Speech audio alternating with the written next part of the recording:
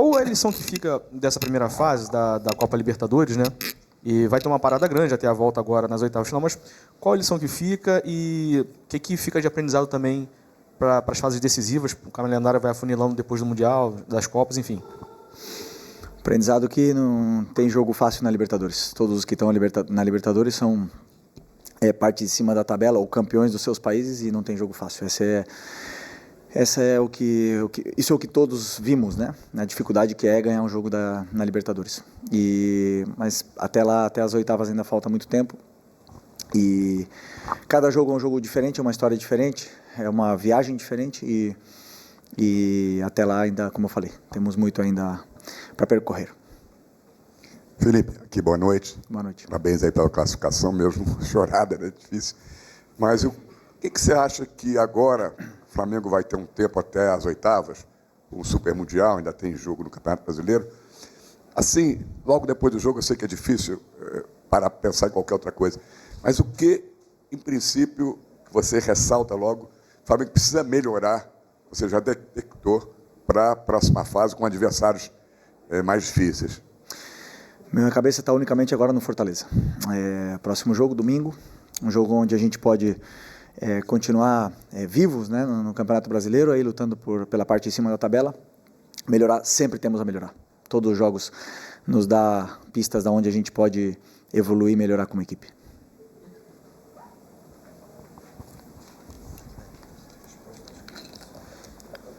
Oi, Felipe, aqui Sérgio Lobo.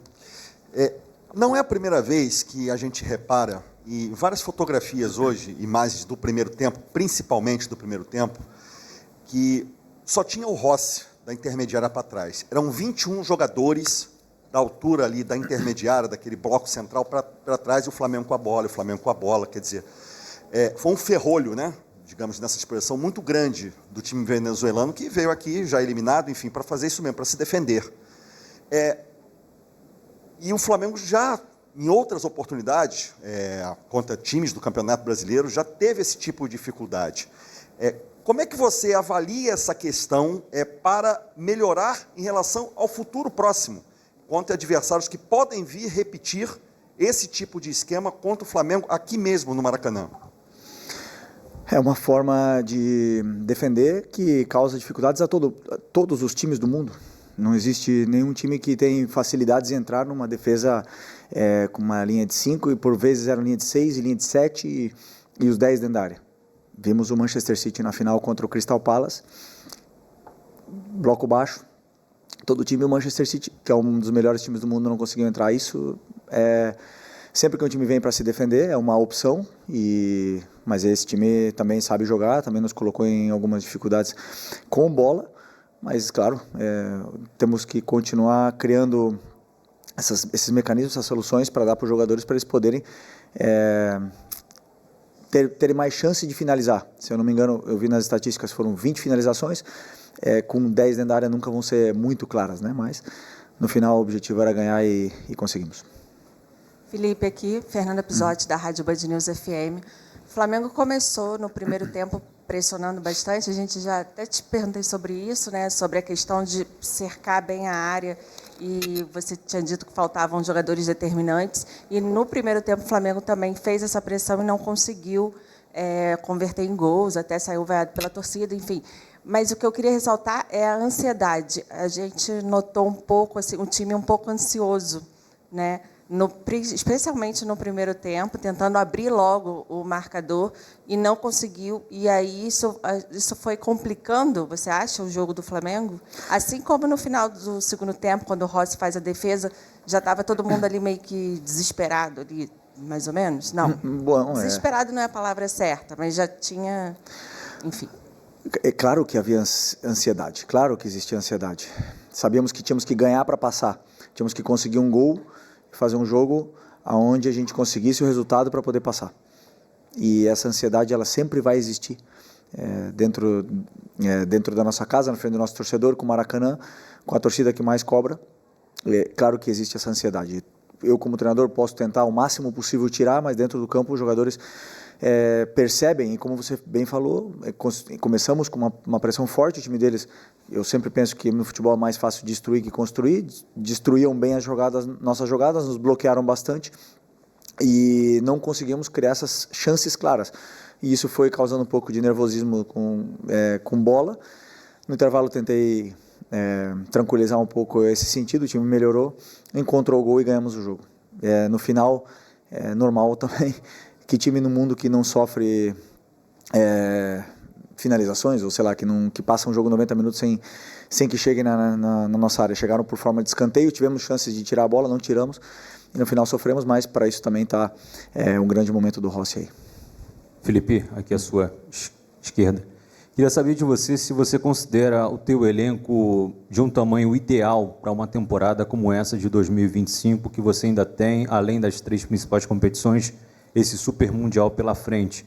E qual era também o teu sentimento nesses minutos finais da partida, com a pressão empregada pelo Deportivo Táchira, quando o técnico coloca atacantes em campo e ainda depende de uma defesa salvadora do Rossi, que até agora a gente nem sabe se estava impedido ou não, mas criou todo aquele frisson ali em torno daquele lance.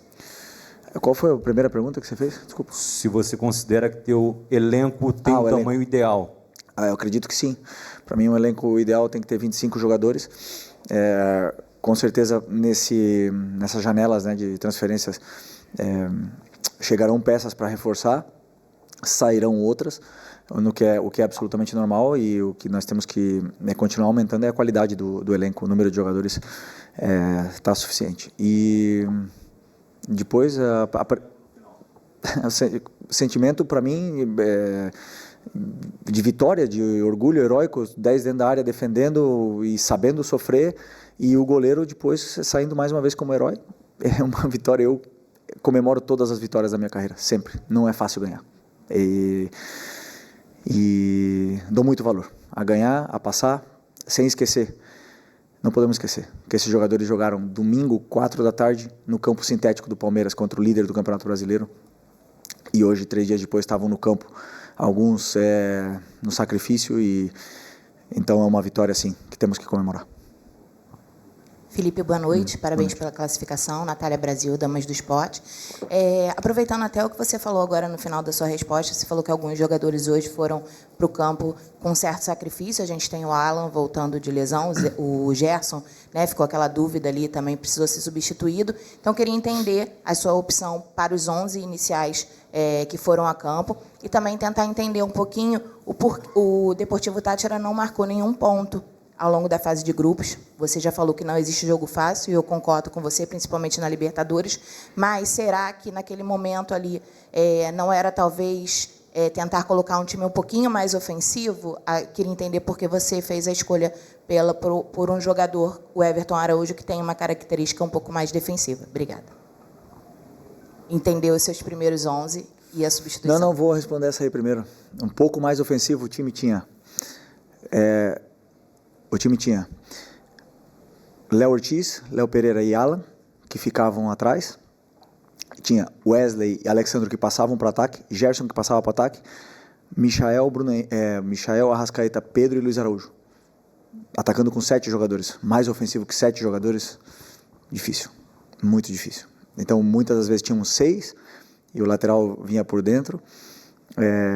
Então, como eu falei, muitas das vezes um adversário que se fecha com os 10 dentro da área, temos que tentar entrar por outras formas, com chute de fora da área, com cruzamentos, com bola parada. É o jeito de entrar numa defesa que tá tão fechada e tão bloqueado. Mas assim, colocar mais jogadores para o ataque. O Everton Araújo entrou depois. Essa é outra, né? Você perguntou do 11. Gerson, problema no joelho. Várias lesões, tivemos Bruno Henrique também, que chegou no jogo sem condições, Alan, que depois de 3 semanas parado voltou para o jogo hoje, Varela acabou de volante, tivemos o Alexandre, que teve que repetir o jogo também, não estava nas melhores condições, muitos jogadores, não vou lembrar todos, Pedro voltando de lesão, vocês já sabem, então tem todos esses jogadores para mim eu tenho que exaltar o meu elenco, os meus jogadores, eu tenho que falar da força que eles têm, da ambição que eles têm, que eles querem ganhar, eles querem sempre o melhor, querem trabalhar, querem jogar todos e me deixa orgulhoso de liderar esses jogadores. Felipe, tudo bem? Boa noite aqui no meio. Boa noite. Gabriel Orfo, canal Papo Brasil, Rubro Negro, Revista Placar, parabéns pela vitória. Felipe, a maioria dos times que o Flamengo enfrenta costuma jogar de uma forma mais retancada, digamos assim. Hoje o Tátira veio com uma linha de 5, como você falou, às vezes virava uma linha de 6 até uma linha de 7. Eu queria entender porque o Flamengo, muitas das vezes, acaba não finalizando de fora da área. A gente teve ao todo 4 chutes a gol de fora da área, nem todos passaram perigo, que eu me recordo só os 2 do Alan, ainda no primeiro tempo. Por que o Flamengo encontra tanta dificuldade, muitas oportunidades para chutar de fora da área, às vezes a equipe não finaliza da forma que deveria finalizar, né? E também, já aproveitando, você perdeu a Arrascaeta, né? Para o jogo das oitavas, ele estava pendurado. Queria que você falasse um pouquinho, sei que ainda falta um pouquinho, mas como que vai ser a ausência desse jogador tão importante? Obrigado. Sobre o chute de fora da área, porque, primeiro, característica dos jogadores. Nós temos Luiz Araújo, Pedro, que tem característica de chutar de fora da área. E o resto é mais associativo, tem menos força no chute, ou não se sentem tão confortáveis, ou não tiveram chances claras de poder chutar de fora da área, porque também o adversário ele tenta bloquear. E quando o adversário tenta bloquear um chute de fora da área, abrem outros espaços, e eles optam por se associarem. Mas isso é uma escolha dos jogadores, né? Unicamente dos jogadores. A gente treina tudo, treina chutes dentro da área, tabelas, chute de fora da área, treina tudo, e o jogador dentro do campo é o que toma as decisões. E pro Arrascaeta na volta, nunca é desculpa, né? As lesões ou suspensões, então temos um elenco qualificado para poder fazer um grande jogo sem ele. Felipe aqui, Thiago Lima do GE, parabéns pela classificação. Felipe, eu queria aproveitar um pouquinho que você citou a questão de ansiedade e fazer um comparativo com o Palmeiras, que vem numa era vencedora com o Abel, e o Abel Ferreira fala muito dessa questão de força mental do grupo. Você acha que isso é algo que o Flamengo ainda tem a evoluir em questão de força mental durante o tempo todo dos jogos? E só me permite uma segunda pergunta, como é que está a sua expectativa de reforços do departamento médico? Pulgar, De La Cruz, estão perto de voltar?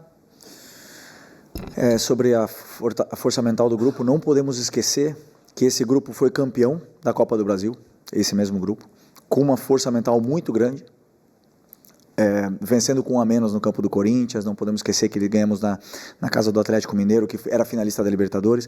Não podemos esquecer que esse grupo tem uma força mental muito grande, que ganhou a Supercopa do Brasil esse ano, ganhou o Campeonato Carioca, vem brigando pela liderança. Existem jogos que podem gerar certa ansiedade, principalmente pela forma como o adversário se coloca no campo, pelo ambiente que é gerado antes do jogo e pelo que está em jogo, né? Quando a pressão ela é muito grande, claro que a ansiedade joga junto. E pode ter certeza que o Palmeiras também passa por ansiedade, o Corinthians, o Atlético Mineiro, todos os times passam por momentos de ansiedade durante o ano, por altos e baixos durante o ano. E no final vence o melhor. Por isso eu valorizo tanto essa vitória, porque eu sei o esforço que eles fizeram domingo no jogo no campo do líder do Campeonato Brasileiro. E hoje, quarta-feira, estavam aqui outra vez dando a vida no campo para poder vencer esse jogo. E eu, repito, comemoro as vitórias. E sobre os lesionados, o Eric deve estar na reta final. O Vinha ainda precisa um pouco mais de treinamento. Quem mais? O Plata acredito que vai faltar ainda bastante. Aí, quem mais? O De La Cruz também é uma lesão mais longa, mas isso é o médico que tem que explicar, né? Mas é uma lesão mais longa, não esperamos ele a curto prazo.